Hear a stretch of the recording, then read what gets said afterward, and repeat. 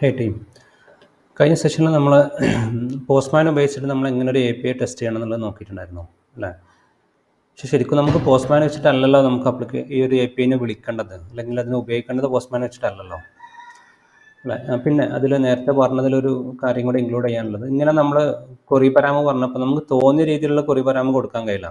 നമ്മളിവിടെ കൊടുക്കുന്ന പരാമിൻ്റെ ID, search, അതേപോലെ ബ്രാൻഡ്, P ഫ്രം, P2, ഇതെല്ലാം നമ്മൾ ബാക്ക്-എൻഡ് API അവർ പറയുന്ന, ബാക്ക്-എൻഡ് API ഡെവലപ്പ് ചെയ്യുന്ന അവർ പറയും ഏതൊക്കെ API ആണ്, ഏതൊക്കെ കൊറി പരാമാണ് അവർ സപ്പോർട്ട് ചെയ്യുന്നത് എന്നുള്ളത്. സെർച്ച് സപ്പോർട്ട് ചെയ്യുന്നത് സെർച്ച് ഉണ്ടാവും, അല്ലെങ്കിൽ ചിലപ്പം സെർച്ച് ടെക്സ്റ്റ് ഒന്നും എന്തെങ്കിലും ആയിരിക്കും അവർ കീവേഡായിട്ട് കൊടുത്തിട്ടുണ്ടാവാം. അപ്പം എന്താണോ അവർ കൊടുത്തിട്ടുള്ളത് അതാണ് നമ്മൾ ഇവിടുന്ന് പാസ് ചെയ്യേണ്ടത്, അല്ലാതെ നമുക്ക് ഇഷ്ടമുള്ള രീതിയിലല്ല പാസ് ചെയ്യേണ്ടത്. ഓക്കെ, ഞാൻ പറഞ്ഞു കൊണ്ടുവന്നത് നമുക്ക് പിന്നെ ഇതേപോലെ നമ്മൾ APIനെ വിളിക്കുന്നത് നമുക്ക് എവിടെ നിന്നാണ് വിളിക്കേണ്ടത്?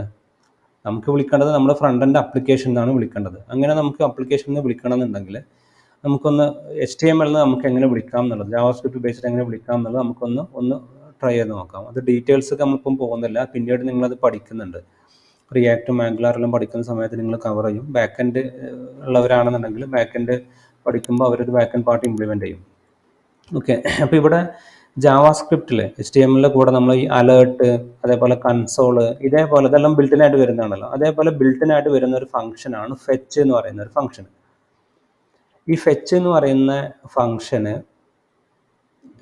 പറയുന്ന ഫംഗ്ഷൻ ഉപയോഗിച്ചിട്ട് നമുക്ക് എന്ത് ചെയ്യാം? APIനെ വിളിക്കാൻ പറ്റും. ഓക്കെ, ഞാനൊരു ഫംഗ്ഷൻ ക്രിയേറ്റ് ചെയ്യാണ്, ഓൾ പ്രോഡക്ട്സ്. ഓക്കെ, ഈ ഫംഗ്ഷനെ ഞാനിവിടെ ഈ അസിങ്ക് എന്ന് പറയുന്ന ഒരു സംഭവം ഞാനിവിടെ സ്പെഷ്യലായിട്ട് എഴുതുന്നുണ്ട്. ഇതൊരു സ്പെഷ്യൽ കീവേഡാണ്. ഇത് എന്താണെന്നുള്ളത് നിങ്ങൾ പിന്നീട് പഠിക്കുന്നുണ്ട്. അടുത്ത കുറച്ചും കൂടി വീഡിയോസ് കഴിഞ്ഞാൽ നിങ്ങൾ പഠിക്കുന്നുണ്ട്. അപ്പോൾ നിങ്ങൾക്ക് എന്താണെന്നുള്ളത് മനസ്സിലാവും. അതൊരു എൻ്റെ ക്വിക്കായിട്ട് എന്താണെന്നുള്ളത് ഞാൻ ജസ്റ്റ് ഒന്ന് പറഞ്ഞുതരാം. ഇപ്പം ഇവിടെ നമ്മൾ ഈ products equal to fetch of എന്ന് പറഞ്ഞിട്ട് നമുക്ക് ഈ ഫെച്ച് എന്ന് പറയുന്ന ഫംഗ്ഷനെ വിളിക്കാൻ പറ്റും. ഈ ഫെച്ച് എന്ന് പറയുന്ന ഫംഗ്ഷനെ വിളിക്കുന്ന സമയത്ത് നമുക്ക് കുറച്ച് ഡീറ്റെയിൽസ് കൊടുക്കാൻ പറ്റും. ഞാനിവിടെ വന്നിട്ട്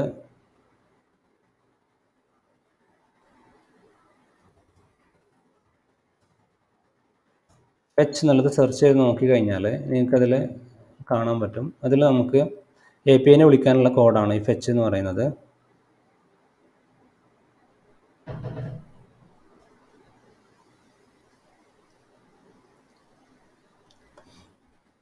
ഇവിടെ നമ്മൾ ആദ്യം കൊടുക്കേണ്ടത് URL ആണ്. ഇവിടെ നമ്മൾ URL നമ്മൾ നേരത്തെ പോസ്റ്റ്മാനിൽ ഉപയോഗിച്ച അതേ URL തന്നെയാണ്. ആ URL ഞാൻ ഇവിടെ കൊടുത്തു. പിന്നെ അത് കഴിഞ്ഞിട്ട് എനിക്കിവിടെ കൊടുക്കാൻ പറ്റും മെത്തേഡ് ഏതാണെന്നുള്ളത്. മെത്തേഡ് നമ്മളിത് ഏതാണ്? മെത്തേഡ് ഗെറ്റാണ് അല്ലേ? മെത്തേഡ് ഗെറ്റ് എന്നുള്ളതും കൊടുത്തു. പിന്നെ നമുക്കിവിടെ ബോഡി ഒന്നും കൊടുക്കാനില്ല, ഗെറ്റ് ആയതുകൊണ്ട് ഇങ്ങോട്ട് എടുക്കാനുള്ളതാണല്ലോ. അപ്പോൾ അത് ഞാൻ ഇവിടെ കൊടുത്തു. അപ്പോൾ ഈ ഫെച്ച് എന്ന് പറയുന്ന ഫംഗ്ഷൻ ഉപയോഗിച്ചിട്ട് നമുക്ക് എന്ത് ചെയ്യാം? നമ്മൾ പോസ്റ്റ്മാനിൽ ചെയ്ത പോലെ APIനെ വിളിക്കാൻ പറ്റും. ഓക്കെ, അപ്പോൾ ഇവിടെ നമുക്ക് APIനെ വിളിക്കുന്ന സമയത്ത് നമ്മളൊരു നോർമൽ ആഡ് ടു നമ്പർ എന്ന് പറയുന്ന ഫംഗ്ഷനെ വിളിക്കുന്ന പോലെ അല്ലല്ലോ APIനെ വിളിക്കുന്നത്. കുറച്ച് ടൈം എടുക്കും. റിക്വസ്റ്റ് ഇവിടുന്ന് ഇൻ്റർനെറ്റ് വഴി പോയി സെർവറിലെത്തി, സെർവർ അതിന് റെസ്പോൺസ് എല്ലാം അയച്ചിട്ട് വേണം. അപ്പോൾ നമ്മൾ അതുവരെ നമുക്ക് വെയിറ്റ് ചെയ്യണമെന്നുണ്ടെങ്കിൽ ഇവിടെ അവൈറ്റ് എന്ന് പറയുന്നൊരു കീവേഡ് ഉണ്ട്. ഈ അവൈറ്റ് കീവേഡ് ഉപയോഗിക്കാൻ വേണ്ടിയാണ് നമ്മളിവിടെ അസിങ്ക് എന്ന് പറഞ്ഞത് കൊടുത്തത്. ഓക്കെ, അപ്പോൾ നമുക്ക് ഈ റിക്വസ്റ്റ് വരുന്നത് വരെ അവിടെ വെയിറ്റ് ചെയ്തിട്ട് റെസ്പോൺസ് എന്ന് പറയുന്ന വേരിയബിൾക്ക് ആ ഡാറ്റ കിട്ടും. എന്നിട്ട് റെസ്പോൺസിൽ കിട്ടിയാൽ മാത്രം പോരാ, നമുക്കതിൻ്റെ ഡാറ്റ എവിടെ ഉണ്ടാവുക? നമുക്ക് പോസ്റ്റ്മാനിൽ വിളിക്കുമ്പോൾ നമുക്കറിയാം ഡാറ്റ ഉണ്ടായിരുന്നത് അതിൻ്റെ ഈ ബോഡി എന്ന് പറയുന്ന സെക്ഷനിലാണ് അതിൻ്റെ ഡാറ്റ ഉണ്ടായിരുന്നത്. അപ്പോൾ നമുക്ക് ആ ബോഡിയിൽ നിന്ന് ഡാറ്റനെ റിട്രീവ് ചെയ്യണം. അപ്പോൾ ഞാനിവിടെ ഡാറ്റനെ റിട്രീവ് ചെയ്യാൻ വേണ്ടി ഞാൻ അവൈറ്റ്, നമുക്ക് റെസ്പോൺസ് കിട്ടി. ആ റെസ്പോൺസിനെ ഞാൻ ഈ ഒരു പ്രോഡക്ട്സ് റെസ്പോൺസ് എന്ന് പറയുന്ന വേരിയബിളിൽ എടുത്ത് വെച്ചിട്ടുണ്ട്. എന്നിട്ട് അതിൽ നിന്നുള്ള ഡാറ്റനെ, ബോഡിയിൽ നിന്നുള്ള ഡാറ്റനെ എനിക്ക് JSON ഫോർമാറ്റിൽ റിട്രീവ് ചെയ്യണമെന്നുണ്ടെങ്കിൽ എനിക്ക് എന്ത് ചെയ്യാം? JSON എന്ന് പറയുന്ന ഒരു ഫംഗ്ഷന് തരുന്നുണ്ട്. അത് ജാവാസ്ക്രിപ്റ്റിൽ ബിൽറ്റിനായിട്ട് വരുന്നതാണ് ഇതല്ലോ. അപ്പോൾ ആ ഫംഗ്ഷൻ വിളിച്ചു കഴിഞ്ഞാൽ എന്ത് ചെയ്യും? ആ ബോഡിയിൽ നിന്നുള്ള ഡാറ്റനെ എനിക്ക് JSON ഫോർമാറ്റിലാക്കിയിട്ട് എനിക്ക് ഡാറ്റ എന്ന് പറയുന്ന വേരിയബിൾക്ക് എടുത്തു തരും. ഓക്കെ, അത് കിട്ടിക്കഴിഞ്ഞാൽ പിന്നെ എനിക്ക് എന്താ ചെയ്യാം? ഞാൻ ജസ്റ്റ് ഇവിടെ പ്രിൻ്റ് ചെയ്യാണ്. കൺസോളിലോട്ട് ലോഗോ വെച്ചുകൊണ്ട് ഞാൻ ഡാറ്റ അപ്പോൾ എന്താവും? ഈ ഡാറ്റനെ നമുക്ക് കൺസോളിൽ കാണാൻ പറ്റും. ഞാൻ ഇവിടുന്ന് ഇതിനെ റീലോഡ് ചെയ്യാണ്. കുറച്ചൊരു ടൈം എടുക്കും, കാരണം അതിനെ APIനെ വിളിച്ചിട്ട് വേണം. നമ്മളിപ്പോൾ ഫംഗ്ഷൻ എഴുതി വെച്ചിട്ടേ ഉള്ളൂ. ഫംഗ്ഷൻ എഴുതി വെച്ചതുകൊണ്ട് ഇത് എക്സിക്യൂട്ട് ആവില്ലല്ലോ. അപ്പോൾ ഞാൻ ഫംഗ്ഷനെ വിളിക്കണം. അപ്പോൾ ഞാൻ ഈ ഫംഗ്ഷൻ എഴുതിയതിന് ശേഷം തൊട്ട് താഴെ പോയിട്ട് ഈ ഫംഗ്ഷനെ ഞാൻ വിളിക്കുകയാണ്. നമുക്കിവിടെ റെസ്പോൺസ് കൂടെ കാണാൻ പറ്റും. ഡാറ്റയിൽ നമ്മൾ പോസ്റ്റ്മാനിൽ വിളിച്ച അതേ ഡാറ്റ എനിക്കിവിടെ കിട്ടും, കൺസോളിൽ ഇവിടെ കാണാൻ പറ്റുന്നുണ്ട്. അപ്പോൾ നമ്മൾ നേരത്തെ പോസ്റ്റ്മാനിൽ വിളിച്ചപ്പോൾ നമ്മൾ ഫ്രണ്ട് എൻഡ് ആപ്ലിക്കേഷൻ HTML തന്നെ നമ്മളൊരു API കോൾ ചെയ്തു. ഈ ഡാറ്റ കിട്ടിക്കഴിഞ്ഞാൽ എനിക്ക് എന്താ ചെയ്യാം, നേരത്തെ നമ്മൾ ഡാറ്റ കിട്ടിയപ്പോൾ എന്താ ചെയ്തത്, ലൂപ്പ് ചെയ്തിട്ട് നമ്മൾ ഇതേപോലെ കമ്പൈൻ ചെയ്തിട്ടുണ്ടായിരുന്നു. ഇതേപോലെ എനിക്കും ഇതേപോലെ ചെയ്യാൻ പറ്റും. ഓക്കെ, ഞാനിവിടെ ഒരു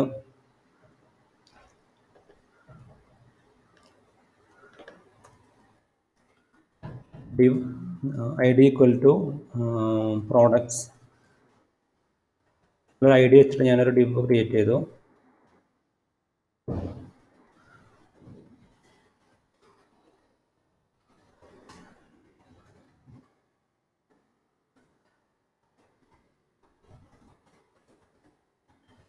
document dot get element by id മാത്രമല്ല, ബൈ നെയിം ഉണ്ട്, by tag name, by class name, അങ്ങനെ ഡിഫറെൻറ്റ് ഓപ്ഷൻസും അവൈലബിൾ ആണ്. ഓക്കെ, നിങ്ങൾക്ക് ജസ്റ്റ് ഗൂഗിൾ ചെയ്ത് നോക്കി കഴിഞ്ഞാൽ മനസ്സിലാവും. ഇവിടെ നമ്മൾ ഇതിലുള്ള ഡിഫറൻസ് എന്താ വെച്ചിട്ടുണ്ടെങ്കിൽ, ബൈ ID ആണെന്നുണ്ടെങ്കിൽ നമ്മൾ എപ്പോഴും എക്സ്പെക്ട് ചെയ്യുന്ന ഒരു ID വെച്ചിട്ട് ഒരു റെക്കോർഡേ ഉണ്ടാവുള്ളൂ എന്നുള്ള രീതിയിലാണ്. അപ്പോൾ ഒരു എലമെൻറ്റേ ഉണ്ടാവുള്ളൂ എന്നുള്ള രീതിയിലാണ്. അപ്പോൾ ഇത് റിട്ടേൺ ചെയ്യൽ HTML എലമെൻ്റ് ആണ്. ഇനി ഞാൻ അതിന് പകരം get element by class name കൊടുക്കുകയാണെന്നുണ്ടെങ്കിലോ ഇതിൻ്റെ റെസ്പോൺസായിട്ട് വരുന്നത് നിങ്ങൾക്ക് നോക്കി കഴിഞ്ഞാൽ മനസ്സിലാവും, ഇവിടെ HTML കളക്ഷൻ ഓഫ് എലമെൻ്റ് ആണ്. ഞാൻ തൽക്കാലം ഇതിനെ IDക്ക് പകരം ഞാൻ എന്ത് ചെയ്യാം, ജസ്റ്റ് ഒരു ക്ലാസ് ഈക്വൽ ടു പ്രോഡക്ട്സ് എന്നുള്ളത് കൊടുക്കുകയാണ്. ഓക്കെ, അതും കൂടെ നമുക്കൊന്ന് ട്രൈ ചെയ്ത് നോക്കാം. ഞാനിവിടെ ക്ലാസ് നെയിം കൊടുത്തു. എനിക്കിവിടെ എലമെൻറ്റിൻ്റെ ലിസ്റ്റാണ് കിട്ടുക, ഒരു കളക്ഷനാണ് കിട്ടുക. ഈവൻ അത് വെച്ച് ഒന്നേ ഉള്ളൂ എന്നുണ്ടെങ്കിൽ പോലും ഈ ക്ലാസ് നെയിം ഒന്നിൽ കൂടുതൽ എലമെൻറ്റിന് കൊടുക്കാൻ അത് പറ്റും എന്നുള്ള കാരണം കൊണ്ട് അവരെപ്പോഴും എക്സ്പെക്ട് ചെയ്യുന്നത് മൾട്ടിപ്പിൾ വരും എന്നുള്ളതാണ്. ഓക്കെ, ഞാൻ prods EL equal to prod list EL എന്നുള്ള അവിടുന്ന് തിരിച്ചു വരെ നമുക്കൊരു അരയാണ്, അതിൻ്റെ 0th എലമെൻറ്റ് ഞാൻ എടുത്തു. അപ്പോൾ നമുക്ക് എന്താ ചെയ്യാം, നമ്മളെ സംബന്ധിച്ച് നമുക്കറിയാം, നമുക്ക് ആകെ ഒറ്റൊന്നേ ഉള്ളൂ, അത് ആദ്യം കിട്ടുന്നത് തന്നെ പ്രോഡക്ട്സിൻ്റെ ആണെന്നുള്ളത് അറിയാം. ഓക്കെ, അപ്പോൾ ഇങ്ങനെയും നമുക്ക് ചെയ്യാൻ പറ്റും.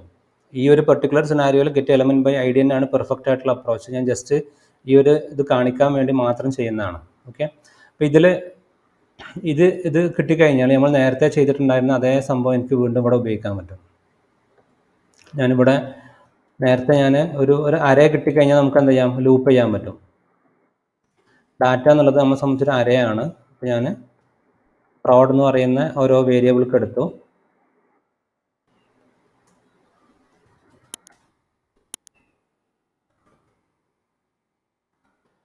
നേരത്തെ നമ്മൾ ചെയ്തിട്ടുണ്ടായിരുന്ന പോലെ പ്രോഡ് കാർഡ്സ് എന്നുള്ള രീതിയിൽ ഞാൻ ഇനീഷ്യലൈസ് ചെയ്തിട്ടുണ്ട്.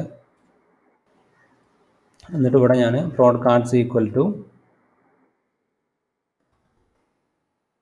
പ്രോഡ് കാർഡ്സ് പിന്നെ ഡിവ് വെച്ചു. എന്നിട്ട് പ്രോഡ് ഡോട്ട് നമ്മളെ സംബന്ധിച്ച് അതിൽ എന്തൊക്കെ ഡാറ്റ വരുന്നത് എന്നുള്ളതാണ്. ടൈറ്റിൽ എന്ന് പറയുന്ന ഫീൽഡ് ഉണ്ട്, പിന്നെ പ്രൈസ് ഉണ്ട്, ഡിസ്ക്രിപ്ഷൻ ഉണ്ട്.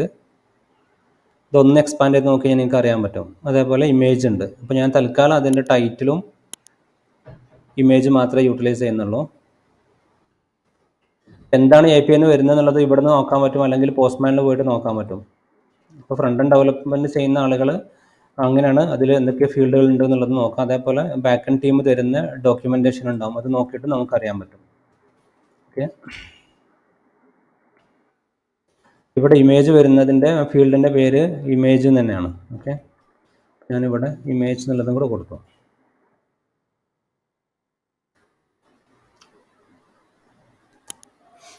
എന്നിട്ട് ഈ dots EL dot inner HTML equal to prod cards. എന്തായി, ഈ ഒരു ഡിവിൻ്റെ ഉള്ളിൽ നമ്മൾ ഈ ഒരു ലൂപ്പ് വെച്ചാണ് ക്രിയേറ്റ് ചെയ്തിട്ടുള്ള ഒരുപാട് ഡിവുകൾ ഉണ്ടാവും. ആ ഡിവിനെ എല്ലാത്തിനും കൂടെ കമ്പൈൻ ചെയ്ത് ഒറ്റ സ്ട്രിങ് ആക്കി മാറ്റിയിട്ട് ഇവിടെ നമ്മൾ നേരത്തെ sum equal to sum plus അതേ അപ്രോച്ചാണ്. Product cards equal to product cards plus. അപ്പോൾ ഓരോരോ റെക്കോർഡും പ്രോസസ്സ് ചെയ്യുന്ന സമയത്ത് അതിൻ്റേതായ ഓരോ ഡിബിനെ അത് ആ ഒരു സ്ട്രിങ് ആയിട്ട് ഇങ്ങനെ കമ്പൈൻ ചെയ്ത് കൊണ്ടുവരും. എന്നിട്ട് എല്ലാം കൂടെ ഒറ്റ സ്ട്രിങ് ആയിട്ട് നമുക്ക് ഇവിടെ കിട്ടും. ആ ഒറ്റ സ്ട്രിങ് ആയത് നിങ്ങൾക്ക് കാണണമെന്നുണ്ടെങ്കിൽ console.log പ്രോഡക്റ്റ് കാർഡ്സ് ഇത് കണ്ടാൽ നിങ്ങൾക്ക് അറിയാൻ പറ്റും. ഓക്കെ, എന്നിട്ട് നമ്മൾ അതിനെ ഇതിൻ്റെ ഇന്നർ HTML ആയിട്ട് സെറ്റ് ചെയ്യുന്നു.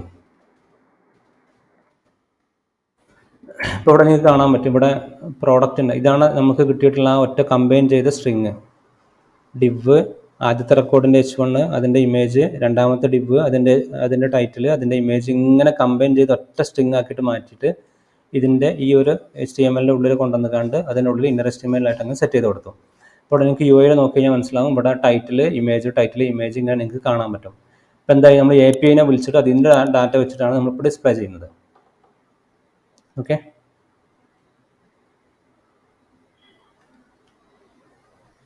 അപ്പോൾ ഇങ്ങനെ നമുക്ക് പോസ്റ്റ്മാൻ വെച്ച് ടെസ്റ്റ് ചെയ്യാൻ പറ്റും.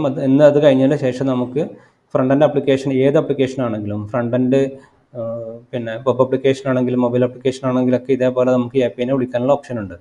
വെബ് ആപ്ലിക്കേഷൻ ആണെങ്കിൽ APIനെ വിളിക്കാനുള്ള ഓപ്ഷനാണ് ഫെച്ച് എന്ന് പറയുന്നത്. ഇതിൽ നമ്മളിവിടെ HTTP മെത്തേഡ് നമ്മളിവിടെ ഗെറ്റ് എന്നുള്ളത് കൊടുക്കുന്നുണ്ട്. ഓക്കെ, എന്നിട്ട് ഈ അസിങ്കും അവൈറ്റും നിങ്ങളിപ്പോൾ അധികം അതിനെക്കുറിച്ച് വെറീഡ് ആവേണ്ട, അത് നിങ്ങൾ പിന്നെ ഡീറ്റെയിൽ ആയിട്ട് പഠിക്കുന്നുണ്ട്. ജസ്റ്റ് നിങ്ങൾ ഈ അവൈറ്റ് എന്ന് പറയുന്നത് ഇവിടെ നമ്മൾ നെറ്റ്വർക്കിൽ നിന്ന് കുറച്ച് ടൈം എടുത്തിട്ട് വരുന്നതുകൊണ്ടാണ് ഇവിടെ അവൈറ്റ് ഉപയോഗിക്കുന്നത്. അതേപോലെ ബോഡിയിൽ വരുന്ന ഡാറ്റനെ JSON ആക്കിയിട്ട് കൺവേർട്ട് ചെയ്യണമെങ്കിൽ കുറച്ച് ടൈം എടുക്കുന്ന ഒരു പ്രോസസ്സാണ്. അതുകൊണ്ടാണ് നമ്മളിവിടെ അവൈറ്റ് കൊടുക്കുന്നത്. അപ്പോൾ അത്രയും ടൈം ഇവിടെ വെയിറ്റ് ചെയ്തിട്ട് അത് കൺവേർട്ട് ചെയ്തിട്ട് ഡാറ്റ നമുക്കിവിടെ വേരിയബിൾക്ക് ലെഫ്റ്റ് സൈഡിലുള്ള വേരിയബിൾക്ക് നമുക്ക് അസൈൻ ചെയ്ത് തരും. ഓക്കെ.